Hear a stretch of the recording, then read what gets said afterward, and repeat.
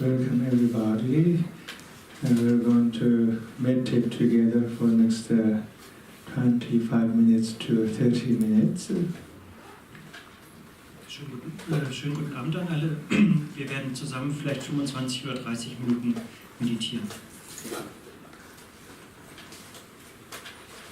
You might like to close your eyes for the time being. Bitte schließen Sie Ihre Augen. And remind yourself that you are here, you're at this very place, and then bring this gentle awareness into your body. Feel your feet, your knees, your belly, chest, your forehead, and also notice all these physical sensations happening in your body. Und dann bringen Sie Ihr Bewusstsein hierher und seien Sie sich gewahr über Ihren Körper, angefangen von den Füßen, den Knien, dem Bauch, Brustkorb, Kopf, die Schultern. Und haben Sie über all diese Körperteile und den ganzen Körper so ein sanftes Gewahrsein. Notice all the subtle sensations, the warmth, the blood circulating, tingling. Und dann nehmen Sie auch wahr, was der Körper empfindet. Die Blutzirkulation oder eben, wenn es irgendwo kitzelt oder irgendein Gefühl da ist, dass Sie das spüren.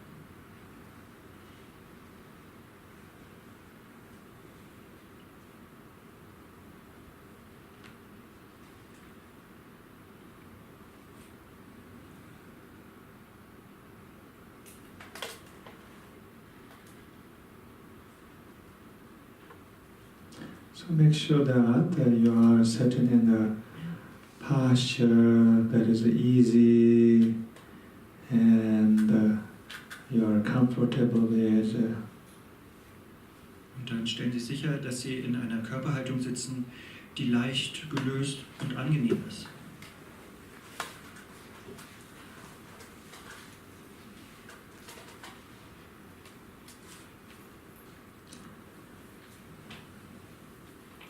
Allow yourself to feel that you are now relaxing into your body and feel that you are here completely. Und während wir das dann wahrnehmen, dann entspannen wir uns in unserem Körper und sind wirklich vollständig hier.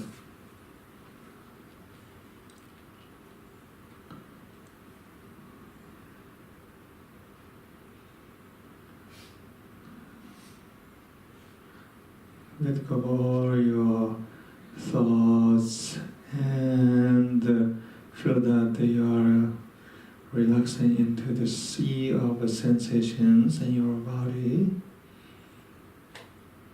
Und wir lassen alle unsere Gedanken los und entspannen uns so in den Ozean eben dieser Empfindung unseres Körpers.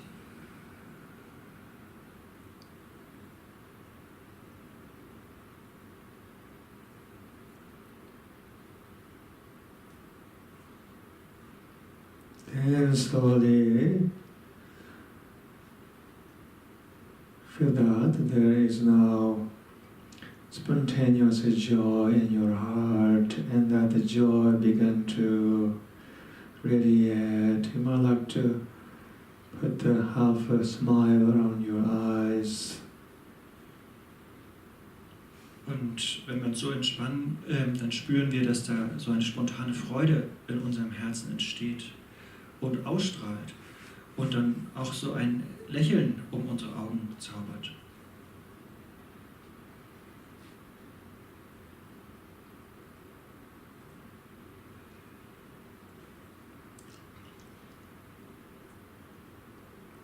Just feel that spontaneous joy, and then with that joy you can bring your attention to the breath. Und dann spüren Sie einfach diese spontane Freude. Und basierend auf dieser Freude können wir dann unser Gewahrsein auf unseren Atem richten. Notice that you are breathing in and you are breathing out, especially in your nostrils. Wir bemerken dann, wie wir ein- und ausatmen. Wir merken das insbesondere an unseren Nasenlöchern. There's so many things happening right now inside you and outside you, but don't pay attention to any of them. Instead, bring your attention again to the breath. Und es geschehen so viele Dinge außen oder innen von uns. Aber darüber sorgen wir uns nicht, sondern wir bringen immer wieder unser Bewusstsein zurück zu unserem Atem. Let yourself even enjoy observing this movement of your own breath in your nostrils and enjoy experiencing all these subtle physical sensations that flows with your breathing. Und wir sind uns bewusst über unseren Atem und das kreiert so eine Freude, wie wir merken, wie der Atem ein- und ausströmt durch unsere Nasenlöcher. Und wir entspannen uns eben und sind uns dem ganz bewusst.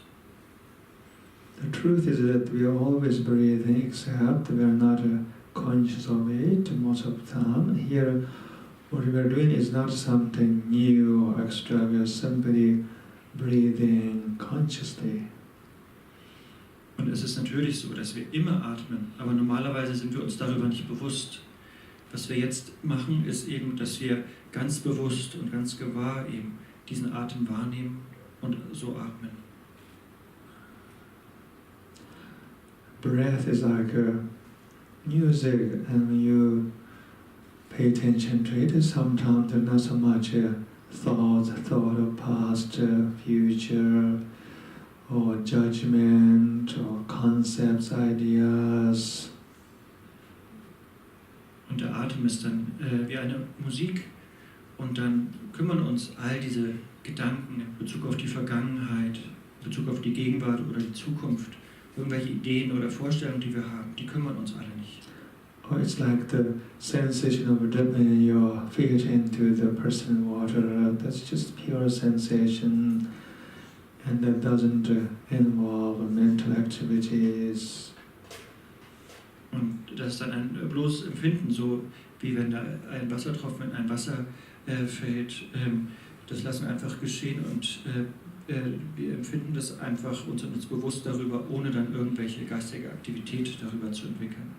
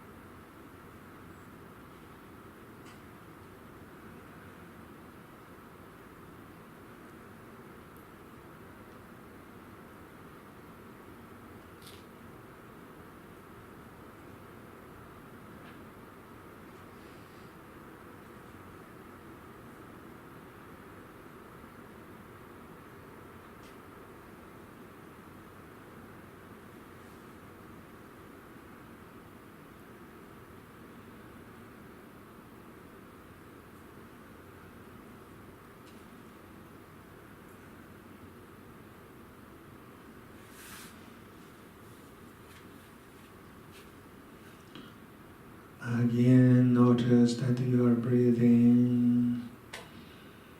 Und bemerken Sie bitte wieder Ihren Atem, dass wir atmen.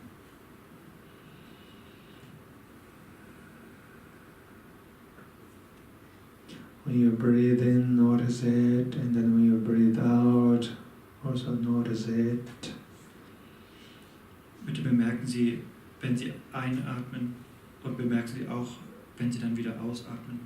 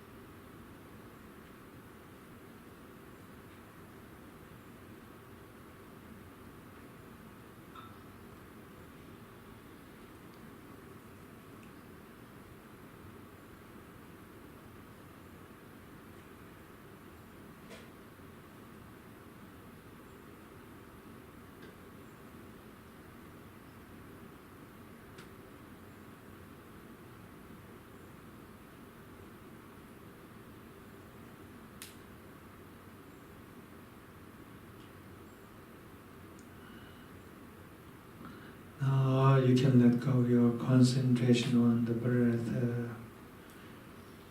Und jetzt können wir auch unsere Konzentration, die auf dem Atem gerichtet war, loslassen. Then again, relax into your body. Und dann entspannen wir uns wieder in unseren Körper. Don't try to do anything with your mind. Don't try to change or manipulate your mind and your experiences. You can leave your mind alone as it is. Und jetzt stellen wir gar nichts Besonderes mit unserem Geist an. Wir manipulieren dann nicht, was wir wahrnehmen oder empfinden. Wir verändern dann nichts. Sondern wir lassen den Geist einfach so, wie er ist. Make sure that you don't try to make anything happen in your mind. Wir lassen also gar nichts extra geschehen in unserem Geist. And then there's this natural awareness inside you that reveals by itself. Und da gibt es dann dieses natürliche Gewahrsein in uns, was sich von selbst enthüllt. It is the same awareness that hears somebody speaking right now. Das ist wie so ein Gewahrsein eben, wie jetzt, wo wir uns gewahr sind darüber, dass da gerade jemand redet. It is the same awareness that can feel that your feet touching the ground. Das ist das gleiche Gewahrsein, was sich auch gewahr darüber ist, dass unsere Füße den Boden berühren. Notice that this awareness happens on its own, and that this awareness is also effortless. You don't have to try to hear or try to feel. The awareness sees, feels, recognizes. Und das Gewahrsein ist einfach da. Das ist da und es ist sehr hilfreich für uns. Wir müssen nicht extra versuchen zu sehen oder zu hören, sondern das Gewahrsein macht es. Wir hören, wir sind uns darüber gewahr, was wir hören. Wir sind uns darüber gewahr, was wir sehen. At this point, feel free to open your eyes so you can keep them closed. Und jetzt können wir die Augen öffnen, wenn wir möchten, aber wir können sie auch geschlossen halten.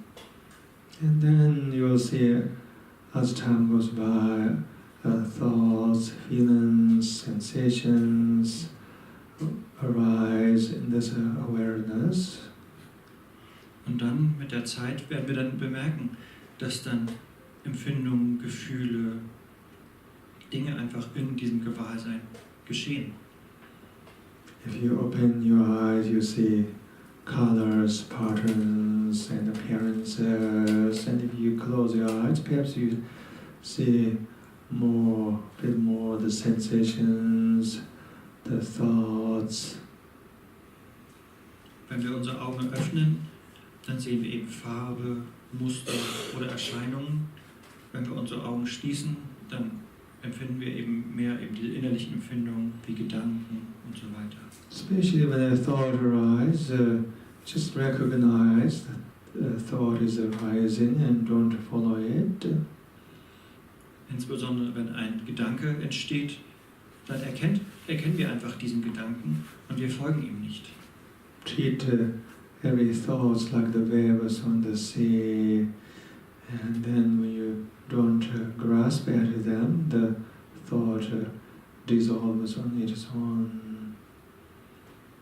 Und es wäre gut, wenn wir dann die Gedanken einfach wie Wellen auf dem Ozean wahrnehmen. Und wenn wir nicht an ihnen festhalten, lösen sie sich von alleine wieder auf. So another thought will arise. Und dann wird ein anderer Gedanke entstehen. And then just recognize it, don't do anything with it, don't judge it, and also don't try to make it go away either. Und dann geht es nur darum, diesen Gedanken zu erkennen. Es geht nicht darum, ihn zu beurteilen oder zu bewerten oder unbedingt haben zu wollen oder unbedingt wegdrücken zu wollen.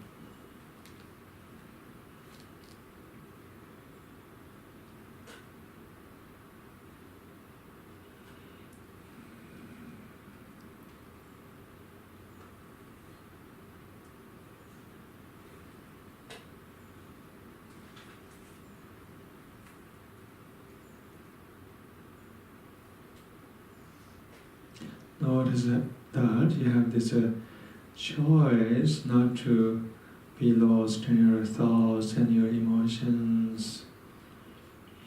Und bitte erkennen Sie, dass Sie eben die Möglichkeit und die Wahlmöglichkeit haben, nicht verloren zu gehen in den eigenen Emotionen oder Gedanken. Here you don't need to do anything except to embrace that choice. Und hier geht es nur darum, das zu akzeptieren, diese Möglichkeit zu umarmen. Right now, what we are doing is simply embracing that choice. We're not really trying to change or control our mind. Und hier geht es einfach nur darum, diese Möglichkeit, so zu sein, dass wir die wertschätzen und akzeptieren. Und dass es jetzt gar nicht darum geht, irgendwie unseren Geist in irgendeine Richtung zu verändern.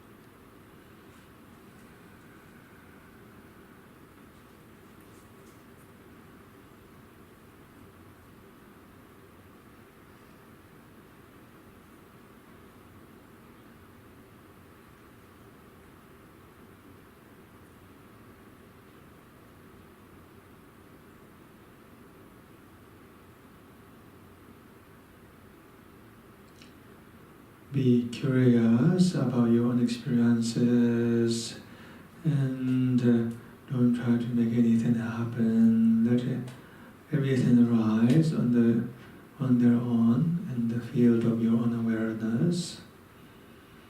Und seien Sie neugierig in Bezug auf Ihre eigenen Erfahrungen und versuchen Sie sich nicht irgendwie angestrengt zu bemühen, dass irgendwas geschieht, sondern einfach neugierig und offen sein zu dem, was da in dieser Weite des Gewahrseins vor sich geht.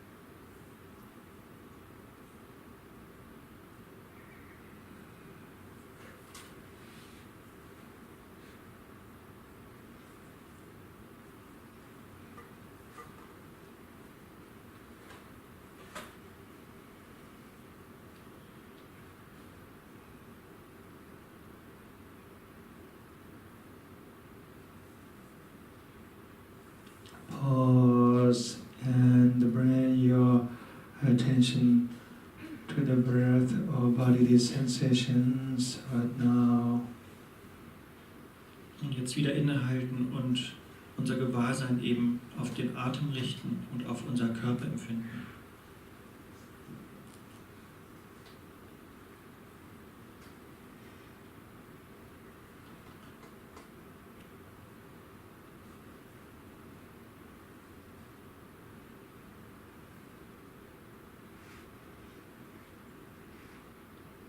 And then let go of the concentration and go back and relax, rest in that natural awareness. Und dann mit dieser Konzentration gehen wir dann zurück eben und entspannen uns, lösen uns und verweilen in diesem natürlichen Gewahrsein. Let everything happen in your awareness, thoughts, feelings, and continue to recognize them when they arise without judging them to be good or bad. Und so lassen wir dann alles geschehen in diesem natürlichen Gewahrsein, alle Gedanken oder Emotionen oder Empfindungen. Wir geben denen Raum, ohne die zu beurteilen oder zu bewerten. Wir lassen sie einfach geschehen im Gewahrsein.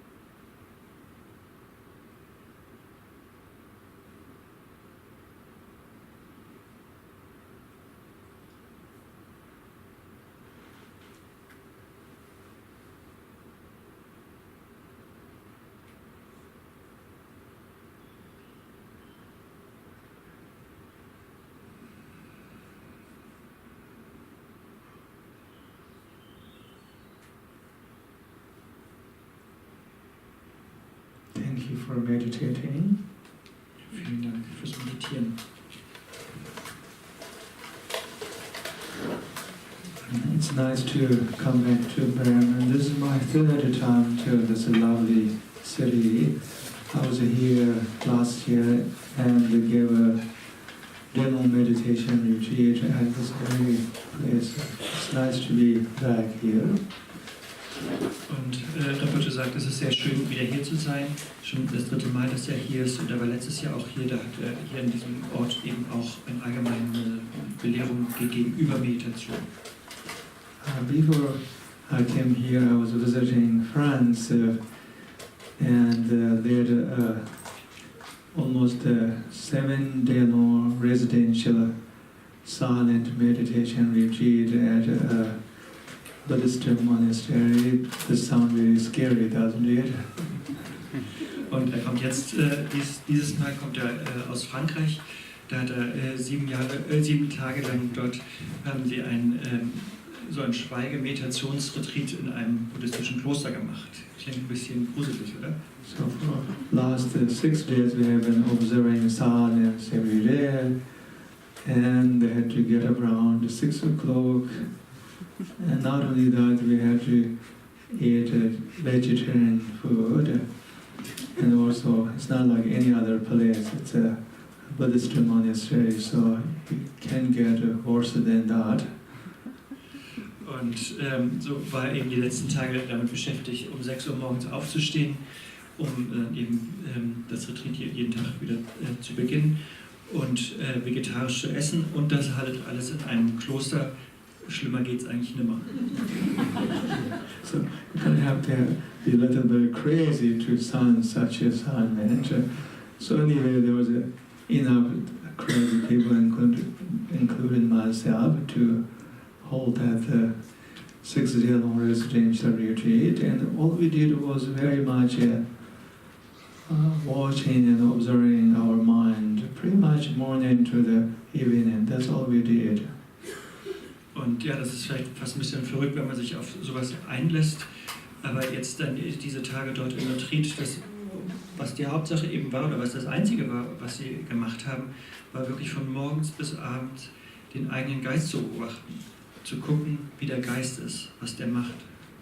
So, in doing that practice, observing your own mind, many of us perhaps come out with some kind of new level of insight, understanding, basically not so much the universe or the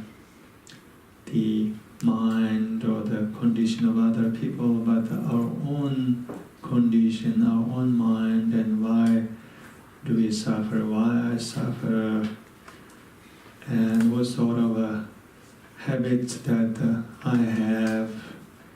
And also we may have learned techniques, very simple method that can help ourselves to free from our thoughts and from bondage of our emotions, as well as to bring up our sense of peace, wellness, equilibrium, and to a certain extent love and compassion. Und dann durch diese regelmäßige Praxis, dann haben die Teilnehmer wirklich dann auch so Einsichten gehabt und so ein Verständnis entwickelt. Aber nicht jetzt über das Universum an sich oder über Gemütszustand oder Funktionsweise von anderen Leuten, sondern eben wirklich in Bezug auf den eigenen Geist, was im eigenen Geist vor sich geht, wie der eigene Geist funktioniert, was der eigene Geist für Gewohnheitsmuster hat oder für Gewohnheiten hat, wie der eigene Geist eben leidet. Und wir haben dann auch eben Methoden kennengelernt, um den Geist eben zur Ruhe zu bringen, zum Frieden zu bringen, mehr zu entspannen und auch wirklich Liebe oder Mitgefühl zu entwickeln.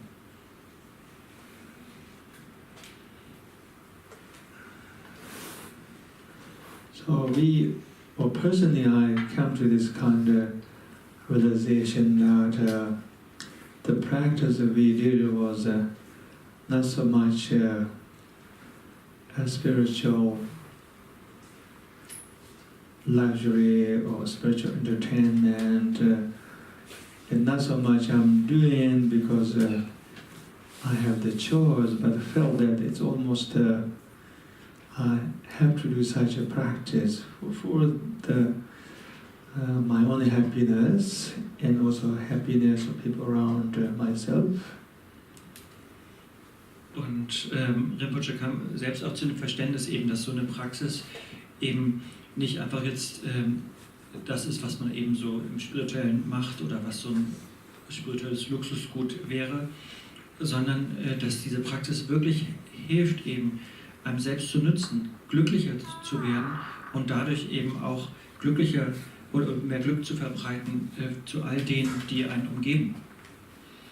This wasn't, of course, the first time that I meditated or I led a meditation retreat. I led by now so many meditation retreats all over the world, in Asia as well as also in the West, that I can't count, but somehow every time I meditate for 6 days or 7 days with a group of people, usually some kind of insight, a new level of insight happened to myself.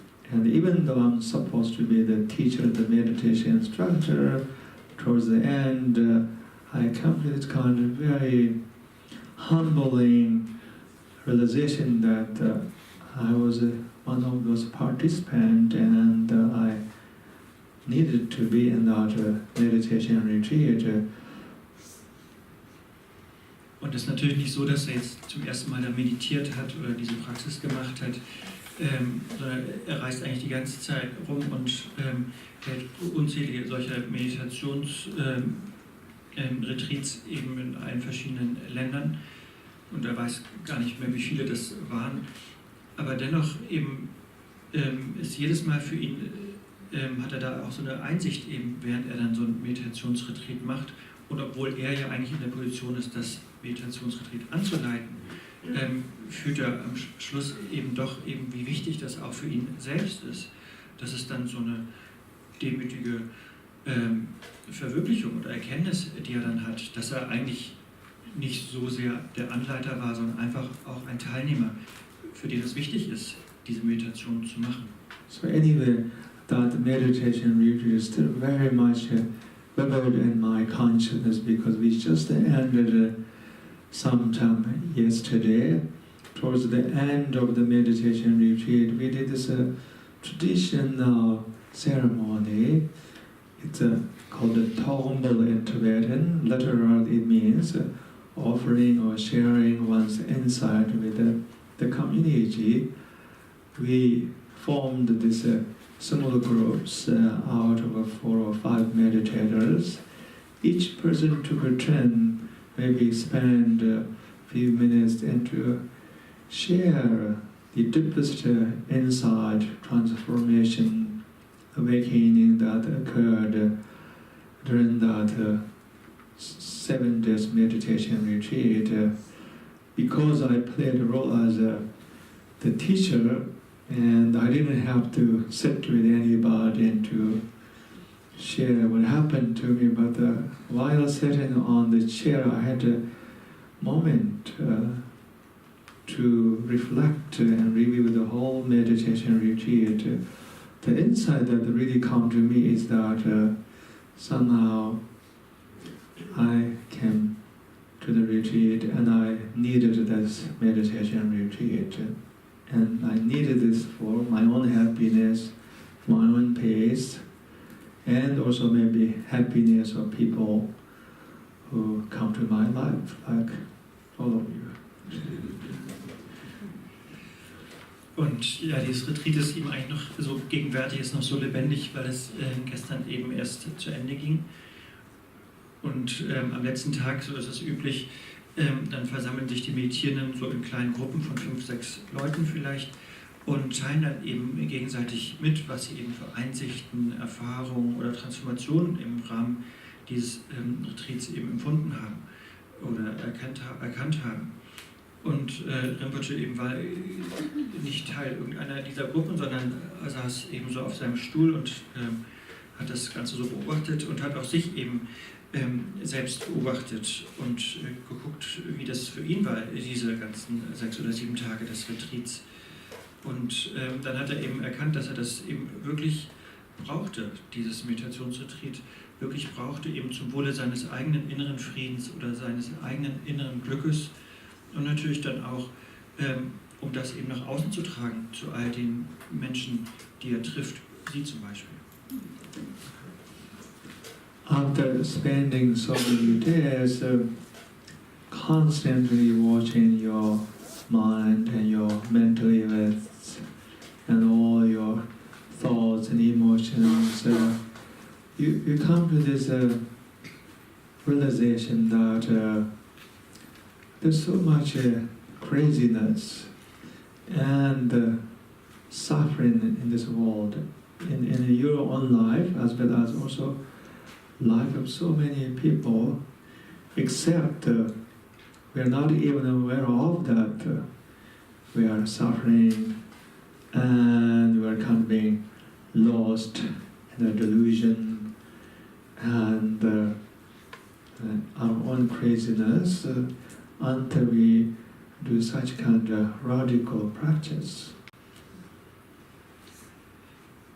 Und das war eben gut, dass das Retreat eben so mehrere Tage ging und so konnte er wirklich in seinen eigenen Geist schauen, in die ganzen und eben wahrnehmen, was da in diesem Geist passiert, eben an Emotionen und Gedanken. Und es wurde eben so bewusst, wie unruhig oder turbulent diese Welt ist oder wie verrückt sie auch ist oder wie viel Leiden es in dieser Welt gibt. Aber genauso auch, wie eben in seinem Geist eben auch so viel Unruhe ist oder so viel Verrücktheit oder Verwirrung in seinem oder in dem Leben anderer. Und das ist eben so, dass die Meditation hilft, das klarer und bewusster zu sehen. Normalerweise ist man sich dessen vielleicht nicht so bewusst und man merkt gar nicht, dass man sich in irgendwelche Verwirrungen verstrickt oder in irgendwelches Leiden begibt, weil man dieses Gewahrsein nicht hat. Aber durch die Meditation ist man sich darüber mehr bewusst. And not just a few people are suffering and lost in a delusion and in their craziness, but turned out that the whole world is pretty much suffering unconsciously, except we don't know it. And also the whole world is kind of lost in our delusion and in our craziness, and usually we don't see it until we come to something like 7 days meditation retreat. Actually, as perhaps Roman introduced to me, I didn't hear what he was talking about me. Hope he said something nice about me. But I spent a lot of time in the United States and around the election, and there was kind of rude awakening that happened all over the country, especially where I live in California, and we all had this kind of rude awakening that there's so much craziness and delusion, and that are all pervasive. And we noticed that the whole culture is very much dominated by delusion, unawareness, hatred, mistrust, paranoia. But now I think people are forgetting this rude awakening. Business is becoming normal there. But there was kind of amazing moment from the point of view of spirituality. At least there was this rude awakening to see what is there already. We noticed that there's so much delusion, suffering, judgment, hatred in the culture, in the collective culture.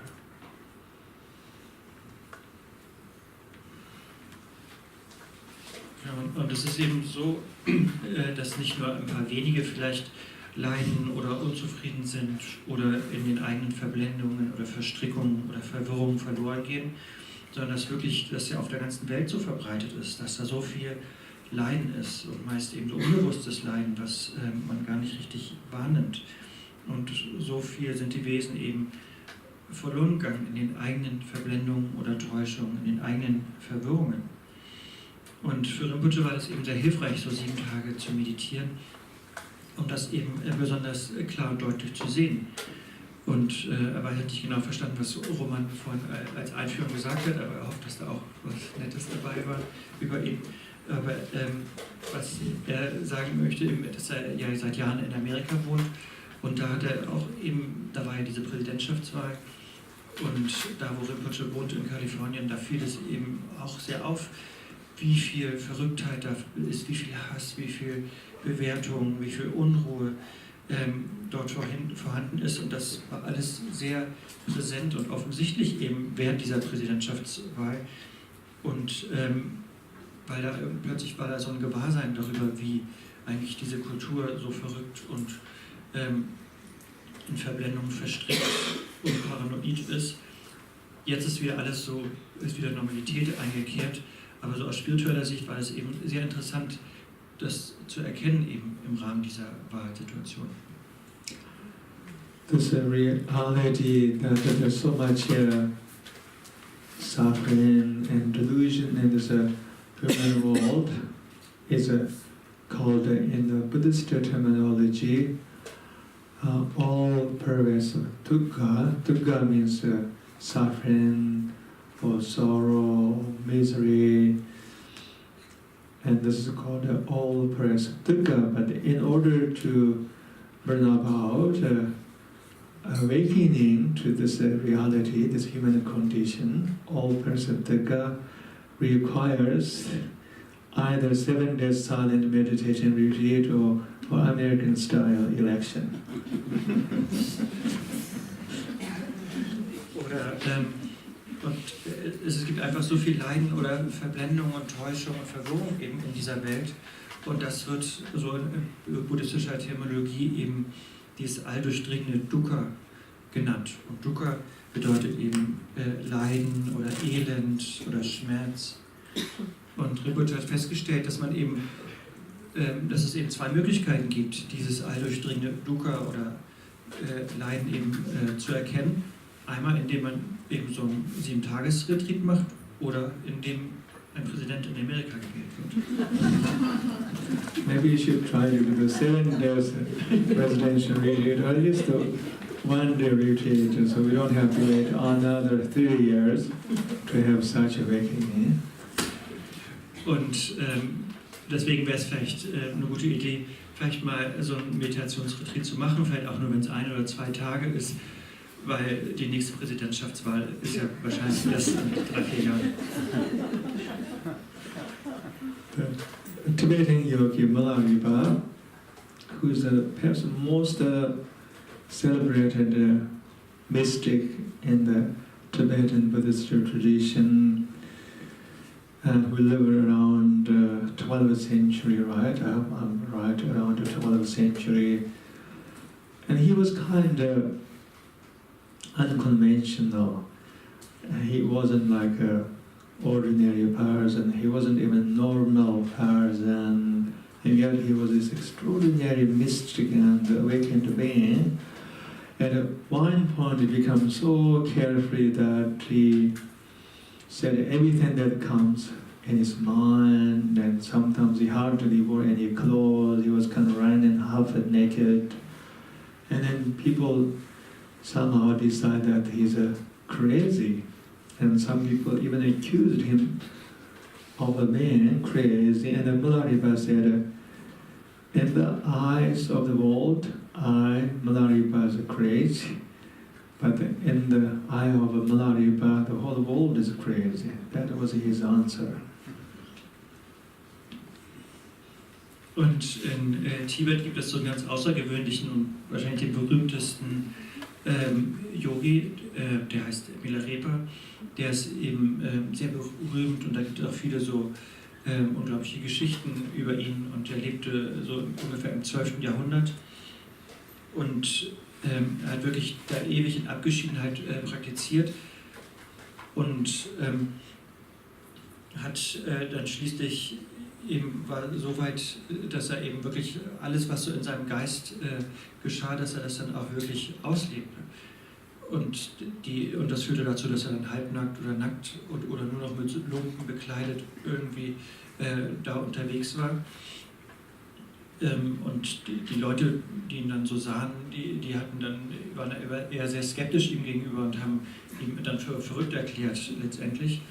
Und Milarepas Antwort war dann eben, dass aus der Sichtweise der Welt sozusagen ist der Milarepa der Verrückte, aber aus Milarepas Sichtweise ist die ganze Welt verrückt.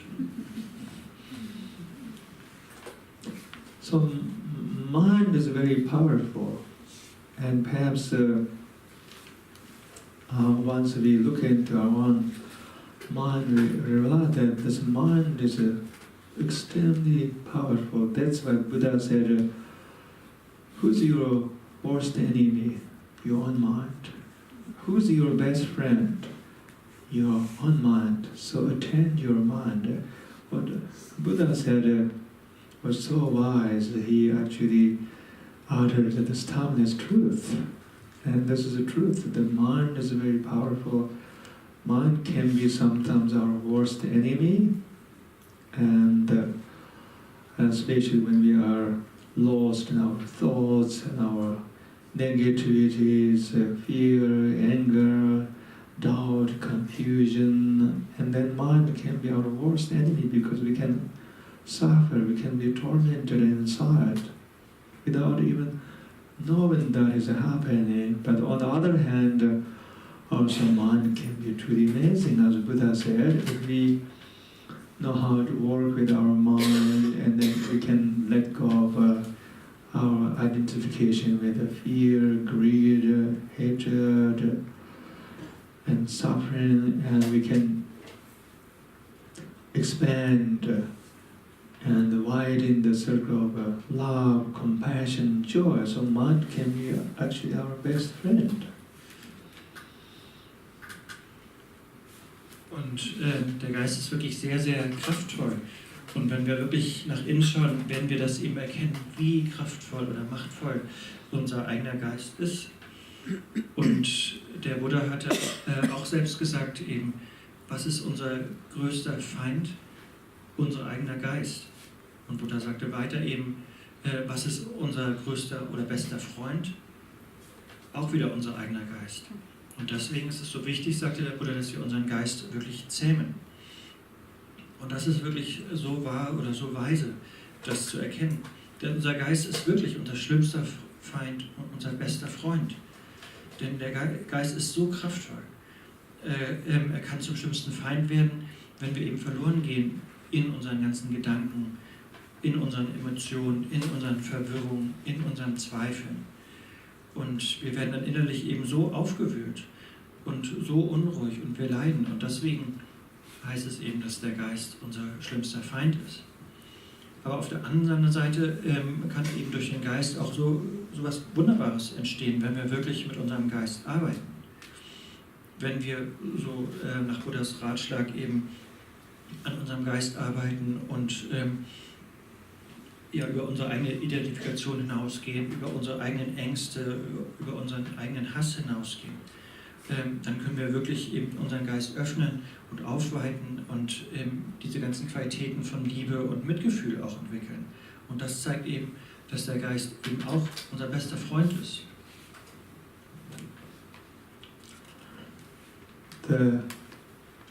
My teacher, Lama Tsardo, perhaps you have heard names of my few spiritual teachers. Lama Tsardo is my primary Dharma teacher. He was an extraordinary example that how our own mind can be friend. From the conventional point of view, he wasn't that fortunate. He had this health issue at an early age, and he suffered from the spinal deconformity. His body was bent. He always had to use a walking stick to get around. He was able to walk a little but hardly, and he was never able to take care of himself. there were always attendants, some of his relatives and few students who had to look after him. And then when he died, he didn't have any kind of big estate or huge legacy. He died with a few simple belongings, maybe some Tibetan cups and calligraphy pen and some text that he wrote. He was a wonderful calligrapher. He was a hermit, and he didn't have anything. He lived as a renunciate. But I remember that every time you sit in his presence, you feel that he radiates this amazing joy, this authentic joy. And I never sensed that he has suffering, he has anger, he has hatred.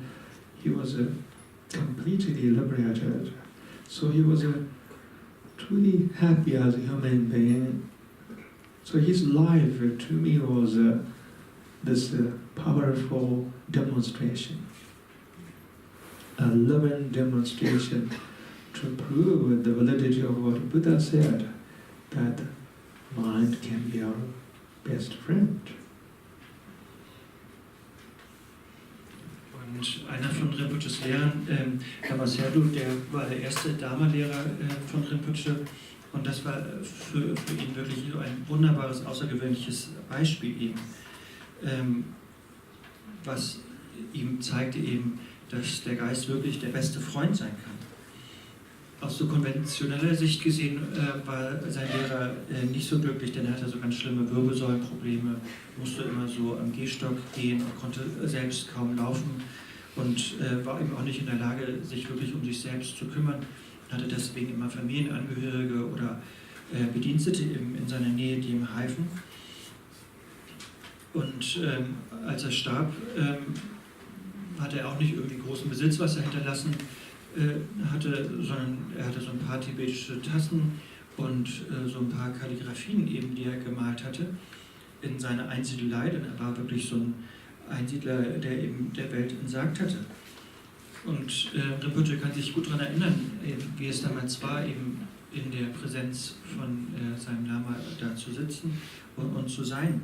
Das war wirklich so eine strahlende, authentische Freude eben, die sein Lehrer so verströmte.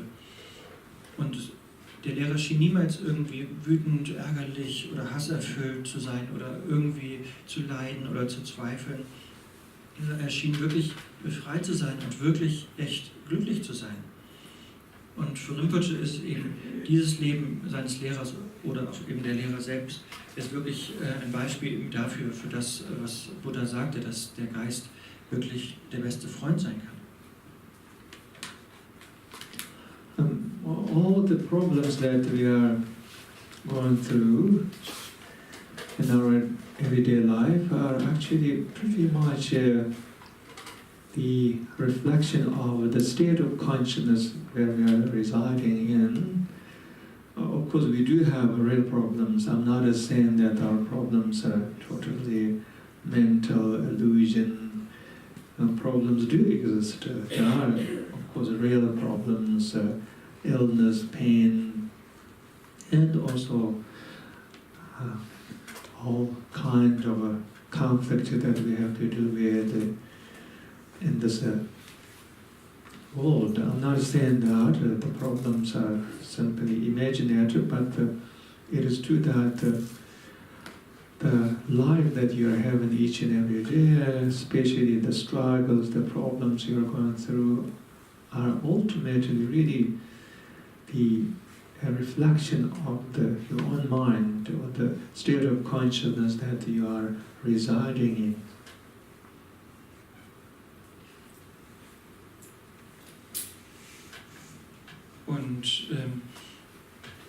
Und wir können eben, wenn wir unser Leben schauen, können wir eben erkennen, dass wir da schon viele, viele Probleme oder Konflikte eben antreffen in unserem Leben. Und das sind alles Reflexionen eben unseres eigenen Geistes- oder Bewusstseinszustandes. Und natürlich gibt es da echte, wirkliche Probleme da draußen. Das ist nicht alles irgendwie eingebildet, das möchte Rinpoche nicht sagen. Es gibt ja zum Beispiel eben wirkliche Krankheit, wirklicher Schmerz, wirkliche Konflikte in dieser Welt, die nicht einfach bloß eingebildet sind. Aber dennoch hat er eben festgestellt, dass all diese Konflikte oder Probleme, die wir so im täglichen Leben erleben, dass die eben alle abhängig sind oder eben eine Reflexion sind von unserem Zustand des Bewusstseins oder von dem Zustand unseres Geistes. The problems that we all have gone through in our relationship with the world, in our relationship with our Creator, or in our relationship with other people, or in a relationship with our body and mind. Most of these problems are very much a reflection of our own consciousness. And they are a reflection of our own unawareness, our habits, our fear, our mistrust, our confusion, our anger, and also our greed. Und eben all diese Probleme, die wir so durchmachen jeden Tag, in der Beziehung zu der Welt, in der Beziehung eben vielleicht zu unserem Beruf oder zu anderen Leuten oder in Bezug zu unserem Körper oder unserem Geist, all das sind eben Probleme oder Probleme, die eben Reflexion unseres eigenen Bewusstseins sind und die eben daher kommen, dass wir so viel Ungewahrsein haben, dass wir so verstrickt sind in Gewohnheiten und Furcht, Misstrauen, Verwirrung, Wut und Gier. So there's this almost urgency that we all have to pause and start looking into our own mind. And this is what meditators have been doing. Meditators ultimately do one thing, all they do is to constantly look into their own mind. And yet as the conventional society, most probably many people don't have a meditation practice, they don't have a practice where they pause and to look into their own mind. That's why there's this kind of all-pervasive unawareness in the human society at large. Und deswegen besteht wirklich die Notwendigkeit, wirklich innezuhalten und nach innen zu schauen, in den eigenen Geist zu schauen. Und das ist eben genau das, was die Meditierenden tun. Dass sie eben immer die ganze Zeit nach innen schauen, in den eigenen Geist. Aber eben normalerweise in der Gesellschaft ist das nicht das, was gelehrt wird oder was gemacht wird. Da gibt es nicht diese Prinzipien von Meditation oder Innehalten oder diese Innenschau so sehr. Und weil das eben nicht so gelehrt und verbreitet ist, gibt es eben dieses alldurchdringende Leiden oder dieses alldurchdringende Unbewusstsein eben grundsätzlich in der Gesellschaft. In my understanding, either you call it Dharma or the spirituality, it is really this practice of looking inward, looking into our mind, into our heart, into our thoughts and emotions. And when we don't do that, then there's this unawareness. And unawareness is the fuel that constantly feeds our suffering. Und gemäß Rinpoches Verständnis ist es eben so, wenn wir den Dharma oder in anderen Worten die Spiritualität anschauen, dass es da immer darum geht, nach innen zu schauen, in unseren eigenen Geist, in unser eigenes Herz, auf unsere eigenen Gedanken, auf unsere eigenen Emotionen. Aber wenn wir das nicht machen, dann kultivieren wir eben so eine Gewohnheit des Nicht-Gewahrseins, der Unbewusstheit, was dann schließlich eben Brennstoff oder Nährboden für all die Leiden und Probleme sind. There must be some kind of force or fuel or karmic fuel or energetic fuel or psychic fuel that keeps us somehow feeding, perpetuating this never-ending of suffering, either individual or collective suffering, and that fuel is the unawareness, our inability to look inside. Und da gibt es eben diese karmische Kraft oder diesen karmischen Nährboden oder diesen energetischen oder geistigen Nährboden, der eben die Grundlage dafür ist, dass wir kontinuierlich uns innerhalb des Leidens im Kreise drehen, entweder individuell oder gemeinschaftlich. Und dieser Nährboden eben für all dieses dauernde, wiederkehrende Leid ist diese Unfähigkeit, wirklich nach innen zu schauen. This unawareness is extremely oppressive. It's not like free people are having this problem. The whole pretty much human world is having this problem. Either you identify yourself as a ordinary secular religious, but most of the time the whole huge portion of society is very much governed by this unawareness. Und das ist halt wirklich ein Problem, diese Unfähigkeit nach innen zu schauen, also dieses Ungewahrsein, diese Unbewusstheit. Natürlich gibt es ein paar Leute, die das praktizieren, die nach innen schauen, die versuchen gewahr und bewusst zu sein. Aber es ist schon so ein grundlegendes, weit verbreitetes gesellschaftliches Problem, dass eben dieses Ungewahrsein, dieses nicht nach innen schauen wollen, dass das so vorherrscht. Thomas Merton, most probably many of you know who he is, very famous writer and a Christian monk. He said something like this: the ordinary people are dead and the religious people are only half awake. Und Thomas Merton, vielleicht kennen ihn einige, das ist eben so ein bekannter Schreiber und christlicher Mönch. Und er hat gesagt, dass die gewöhnlichen Leute wie tot sind und die religiösen Leute wie halb lebendig. So he's basically pointing out this reality that the unawareness is very much a part of the human culture. It's not a problem of few people. It's a problem of everybody, ordinary people, whether you identify yourself as religious or not. Und was er eben aufzeigen wollte, ist, dass dieses Ungewahrsein oder diese Nichtbewusstheit nicht irgendwie irgendein kleines Problemchen, irgendwie was ein paar Leute haben, ist, sondern etwas, was wirklich durch die ganze Gesellschaft eben sich zieht und da eben dann die ganzen Probleme hervorruft. This is why our problems, our sufferings to continue in our life, and also like other people, unless you have some kind of this amazing epiphany where your suffering says, okay, I tortured you enough, now I'm going to leave you alone. That never happens. Suffering continues until you bring about awareness. Und das ist eben dann wirklich der Nährboden eben für all dieses Leiden und Verwirrung und Schmerz. Und es ist nicht so, dass das Leiden plötzlich eines guten Morgens sagt, ja, hallo, jetzt habe ich genug Ärger bereitet, jetzt gehe ich mal von dann.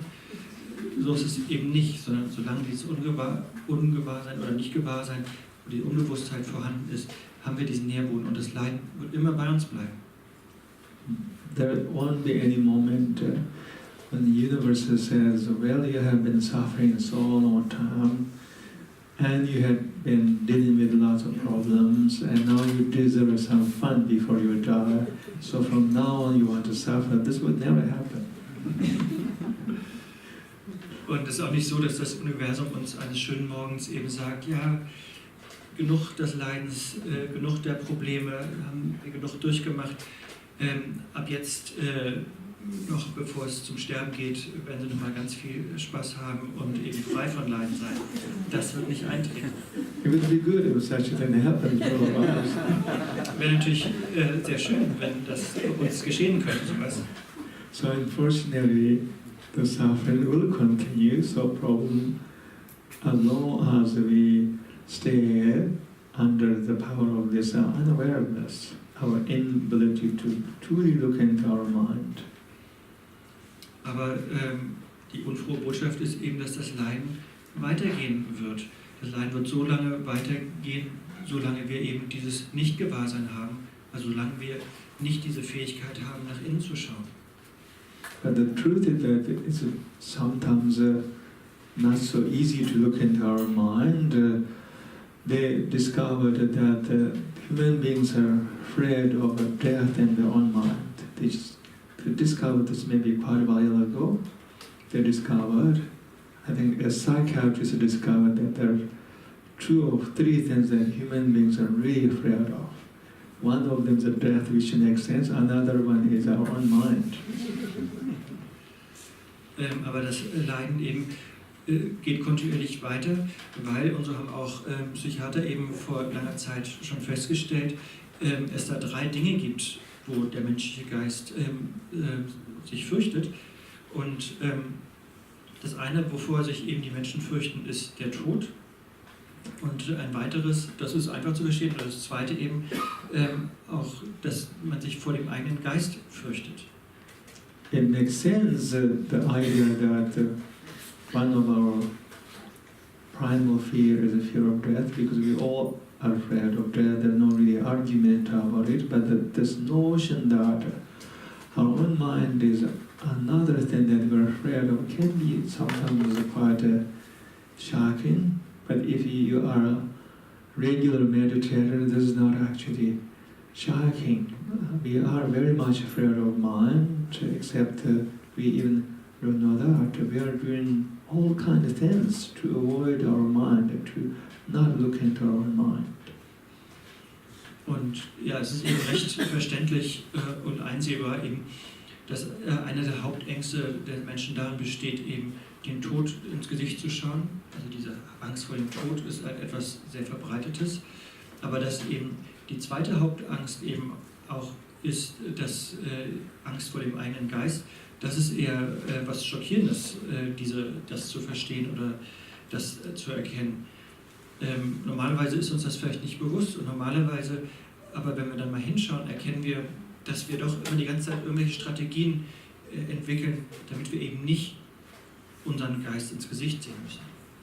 A group of scientists conduct this experiment. They created an empty room and put a chair, and they made sure that there's no distraction in that empty room. They removed everything, removed TV, and no snack, totally empty, and they put this very special chair that they designed.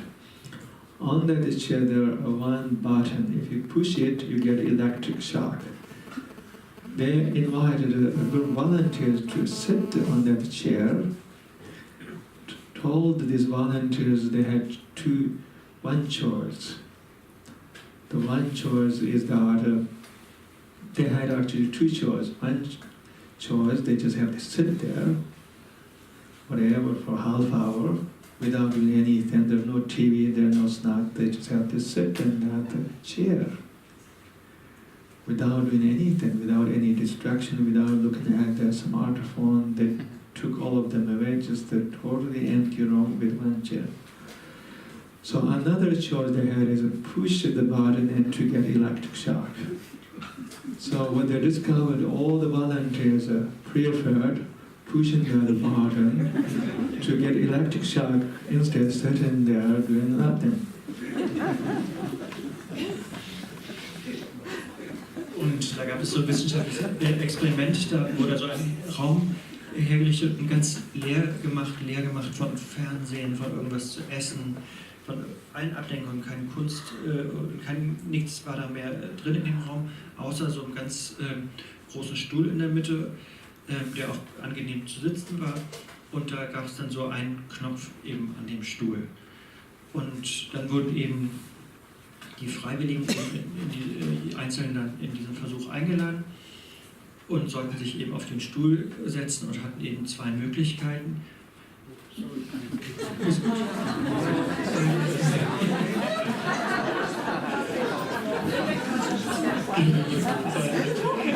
Die 2 Möglichkeiten waren dann erstens entweder einfach nur da sitzen und keine Ablenkung zu haben und nichts zu tun, also dabei wirklich nichts zu essen, kein Fernseher, kein Bild anzuschauen, gar nichts.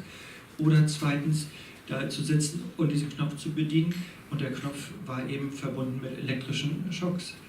Und das Auffällige war, dass alle Studienteilnehmer haben eben es vorgezogen, diesen Knopf immer wieder zu bedienen und diesen elektrischen Schock zu erhalten. Das war das Studienergebnis. Perhaps one of the reasons that people rather to get electric shock instead sitting there is because when you sit without any distraction, and then you kind of have to, without choice, look into your mind. You and your mind are together, and you have to see your mind. You have to see that your mind is a little bit crazy. Maybe you feel fear, anger, nervous, bored, regret, guilt, shame, and that's why it's very painful for human beings to simply look into their mind, because all this is a pain. And this is true for all of us. Und der Grund, warum eben die Teilnehmer lieber diesen Knopf drückten, um dann die elektrischen Stromschläge zu bekommen, anstatt einfach nur ohne Ablenkung in diesem Stuhl zu sitzen, war eben, weil die Teilnehmer einfach Angst hatten, in ihren eigenen Geist zu schauen, in das eigene Bewusstsein zu schauen, nach innen zu schauen, weil es einfach für sie noch schmerzhafter wäre, das zu tun und dann eben all dieses Verrückte in uns oder die Angst oder die Wut oder diese Nervosität oder diese Langeweile oder Bedauern oder Schuldgefühle oder Schamgefühle und all das eben da zu sehen, das wäre eben noch schmerzhafter gewesen. Deswegen haben die Leute das eben vermeiden wollen und haben dann sich eben für die Option entschieden, den Knopf immer zu drücken. So anyway, the point is that then in the Buddhism there's a very wonderful tradition of contemplation or meditation, whatever you like to call, taught by mainly Buddha and later developed and even improved by all these great masters, the Mahasiddhas, the Vyadharas, in the like Theravada tradition or Dzogchen tradition or Zen tradition. Und deswegen gab es dann eben solche Methoden, eben sowas entgegenzuwirken, so einer Angst, sondern dass man wirklich in der Lage ist, nach innen zu schauen. Und das wurde eben von Buddha gelehrt, von den Meistern gelehrt, von den Vidyadharas gelehrt, von den ganz verschiedenen Traditionen, eben Theravada, Zen und all die anderen Traditionen, wurde das eben als Methode gelehrt. We can say that all the meditation practices that are developed in the Buddhist tradition can really fall into two categories, concentration and open awareness. Und wir können eigentlich sagen, dass all die Meditationstechniken, die im Buddhismus gelehrt werden, eben in zwei Kategorien aufgeteilt werden können. Einmal die konzentrativen und dann die mit dem offenen Gewahrsein. It is true that there are some esoteric practices in the Buddhist tradition that require a certain commitment and preparatory practices, but the practice of the concentration and the open awareness are quite actually universal. There are techniques that almost anybody can learn. You don't have to be a Buddhist to learn these techniques and to benefit from them. Und natürlich, es gibt noch so andere esoterischere Praktiken im Buddhismus, eben, wo es bestimmte Vorbereitungen gibt und bestimmte Versprechen, die abzulegen sind. Aber auch die kann man eben einsortieren in diese zwei großen Gruppen, eben der Konzentration oder des offenen Gewahrseins, diese beiden Hauptmeditationen. Und das sind wirklich universelle Meditationsmethoden, die wirklich auch jeder nutzen kann und daraus eben auch einen Nutzen ziehen kann. This evening, before this talk, we all sat together for maybe half hour and we did together these two practices, the concentration and open awareness. Und heute zu Beginn dieses Abends hier, da hatten wir eben genau das praktiziert, diese beiden Praktiken, erstens Konzentration und zweitens dieses offene Gewahrsein. The first is the concentration. This is also a very useful method because sometimes our mind is very scattered and also we are very much overwhelmed by our thoughts and emotions. We are lost in the thoughts of past and future. We are stuck with our emotions, and sometimes even we don't feel that we are stuck and troubled with the emotions consciously, but our body, this physical body, tends to carry a lot of unprocessed emotions.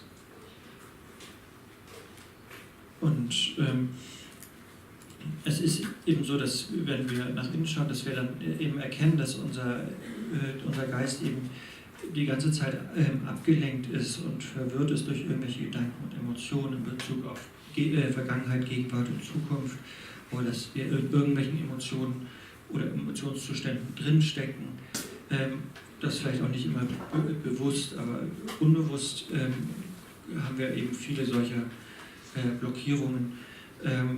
Und es ist auch so, dass auch im Körper eben solche blockierten emotionalen Prozesse eben feststecken können.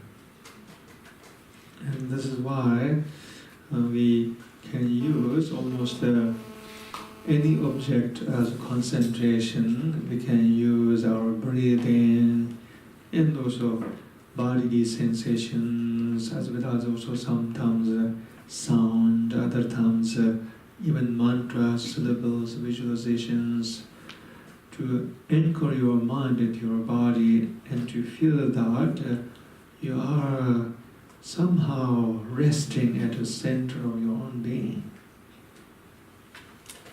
Und deswegen gibt es eben in der Meditation dann verschiedene Objekte, auf die wir uns stützen können. Wir können den Atem eben als Meditationsobjekt benutzen oder auch unseren Körper oder Körperempfindungen. Wir können Klänge oder Mantren oder auch Silben oder Visualisationen benutzen. All das eben, um so unseren Geist und unseren Körper eben so zu erden und so zu verankern und wieder in unser Zentrum zurückzukommen. The center of your being is actually a dimension. Of course, it's not a physical dimension, but it's a more experiential dimension in which that you feel that you are in touch with the best part of yourself, that has clarity, wisdom, dignity, and you're no longer troubled, you're no longer basically ruled by your thoughts and your emotions. Und unser Zentrum unseres Seins ist natürlich nicht jetzt was physisch-körperliches, sondern das ist diese in uns innen vorhandene Klarheit und Weisheit und diese innere Würde eben, wo es dann nicht mehr dauernd so eine Unruhe gibt oder so ein so ein Rumreisen sozusagen, so eine Unruhe, wo man unter der Kontrolle von Gedanken und Emotionen ist. This center of your being is a very wonderful place to be in because it opens up many possibilities. Sometimes people bring me all kinds of questions, not always meditation or Buddhism related questions, but like personal life related questions. Und dieses Zentrum eben, das ist so wunderbar, weil es eben so viele verschiedene Möglichkeiten eröffnet. Und oft kommen Menschen zu Rinpoche mit bestimmten Fragen, die vielleicht jetzt nicht so großartig spirituell oder Buddhismus orientiert sind, sondern einfach so ganz persönliche Fragen, die gestellt werden. When people ask me questions relating Buddhism meditation, it's kind of easy because I memorize all these informations, so I can just answer from my head. Wenn die Leute ihnen aber buddhistische Fragen stellen, die irgendwas mit Buddhismus oder buddhistischer Meditation zu tun haben, dann ist das immer so eine Art Heimspiel für ihn, eben weil er das ja alles auswendig gelernt hat und einfach nur vom Kopf her beantworten muss. But when people brings personal life related occasions, that is much trickier because I really don't have any kind of text in my head. I open and just answer all the questions because the personal questions are very unique and they are very novel and they have new challenges. Like sometimes people ask me very, very personal questions about whether they should put their dog to sleep or literally their dog is sick and they bring discussions. When they have lots of rats or mouse, it's okay to kill them or not. Literally they bring all these really morally challenging questions to me. Aber schwierig wird es dann eben, wenn dann die Schüler eben kommen und eben nicht so buddhistische Fragen stellen, wo also Rinpoche nicht irgendwann so ein Buch innerlich aufschlagen kann und das ablesen kann, sondern wenn die Leute wirklich was Persönliches, Spezielles, Individuelles fragen, das sind manchmal so ganz neue Dinge, ganz neue Herausforderungen, eben wie, ja, kann ich meinen Hund einschläfern oder darf ich einschläfern, ne? Oder darf ich die Ratten oder Mäuse töten oder so. Das sind dann so Fragen, wo er dann wirklich nachdenken muss. And one of the hardest questions people bring me is when they say my house is full of rats and mouse, can I kill them? That is the hardest question for me to answer. Because I can't say, go ahead, kill them. I'm Buddhist. I never can say that. Aber wirklich schwierig wird es eben bei solchen Fragen, wo dann jemand sagt, guck mal hier, mein ganzer Keller ist voll von Ratten und Mäusen, kann ich die umbringen? Natürlich, als Buddhist kann er da nicht Ja zu sagen, aber natürlich leidet diese Person mit diesem überfüllten Keller. When somebody asked me meditation, that moment I think, oh, I chose the wrong job. I've chosen the wrong career in this life. Und dann hat er, wenn er dann so eine Frage hört, denkt er immer, hätte er besser aufpassen müssen mit der Berufswahl. So anyway, then the other personal question of our relationship can get very tricky, especially of our relationship, marriage. Und andere Fragen können auch eben sehr knifflig sein, eben wenn es um Beziehungsfragen geht, wie eben Paarbeziehung oder Ehen oder so. Whether they should leave their boyfriend or girlfriend or not. Literally, they bring these patients to me. Ja, wirklich, sollen wir jetzt den Partner verlassen oder nicht? Wirklich, solche Fragen werden ihm gestellt. There's no really scripture in my head I can open and say, no, you both should stay together or you both should separate. There's no really perfect scripture that I can quote from. Und da hat er eben nicht so irgend so ein Textbuch im Hinterkopf, aus dem er dann einfach zitieren könnte und sagen könnte, ja, zusammenbleiben oder ja, trennen. Gibt es eben nicht. Usually I don't know, I have no answer. Und normalerweise hat er dann eben keine Antwort auf so eine Frage. And usually I tell people, go back and meditate and concentrate on something. Concentrate on your breathing, your body sensation. Then you feel that you are at the center of your being, where you are no longer challenged by your emotions, your fear, your anger, and your judgment. And then you may be able to come to some kind of place where you have an answer with the intelligence and discernment. Normalerweise rät er dann eben, dass die Leute heimgehen mögen und ja, auf den Atem sich konzentrieren sollten, zur Ruhe kommen sollten, sich entspannen sollten, nach innen schauen sollten, Bewusstsein, Gewahrsein entwickeln sollten und dann eben dieses innere Zentrum eben finden sollten in sich, wo eben diese Klarheit ist und wo dann aus dem dann heraus eben dann diese Person selbst fühlen und spüren kann, was das Richtige zu tun ist.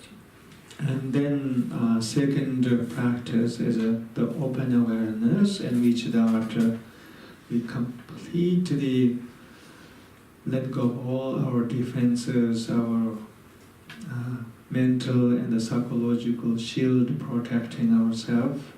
we open our heart completely to our own experience, the myriad of our own experience. Und die zweite Praxis ist ja eben dieses offene Gewahrsein, wo wir wirklich so all diese Schutzstrategien oder Verteidigungsmechanismen eben so fallen lassen und uns wirklich eben öffnen und eben so in Berührung kommen mit unserem eigenen Herz des Bewusstseins. We let go of all our fear, let go of our resistance, and we literally take this amazing risk to make ourselves vulnerable, but to what? To make ourselves vulnerable to our own experience. So we open our heart and we welcome every flavor of our own experience. That might be sadness, fear, that might be joy, that might be love, that might be confusion, that might be anger, that might be compassion, that might be awakening. We open ourselves completely without any reservation to the myriad of our own experience.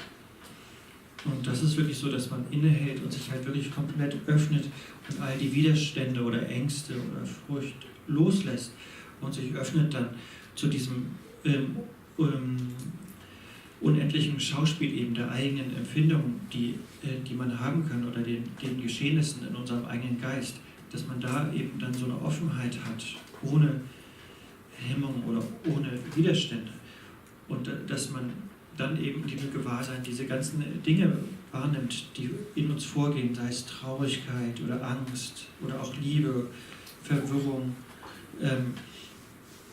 oder eben Wachheit oder Sorge, all das, was immer da an diesen unendlichen Erfahrungen in uns stattfinden, dass wir da einfach den Raum und die Offenheit geben. We take this amazing risk as well as also we take this very rewarding willingness and to feel everything, whatever arises in your own being. Maybe you experience that your heart is totally broken. Maybe you experience a very old pain, like almost primal pain, primal fear. Or you may simply experience your thoughts, your good thoughts, your not so good thoughts, your judgment, your anger, your insecurity, your self-righteousness. Or maybe you see something that you even don't want to see. Maybe you see your own shadow. As well as also you open yourself to this amazing state of your own consciousness. You open yourself to love within yourself. There's love within yourself. There's actually infinite love within yourself. And there's also infinite compassion. There's a courage, there's a peace, there's a awakening inside you. So in the practice of open awareness, we drop all the resistance and all the walls. We completely open ourselves to everything. And then we continue to let go of the tendency to grasp at our experiences.